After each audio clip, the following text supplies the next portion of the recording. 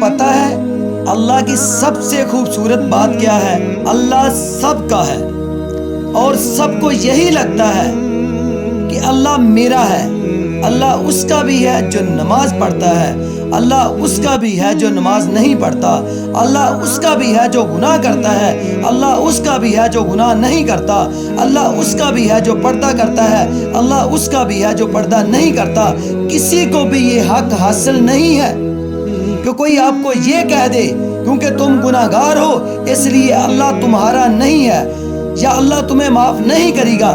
کسی کو حق نہیں ہے اور نہ اللہ نے یہ کسی کو حق دیا ہے، اور اللہ نے واپسی کا دروازہ تب تک کھلا رکھا ہے جب تک آپ کی آخری سانسیں چل رہی ہیں، اور اللہ تعالیٰ نے یہ حق سب کو دیا ہے۔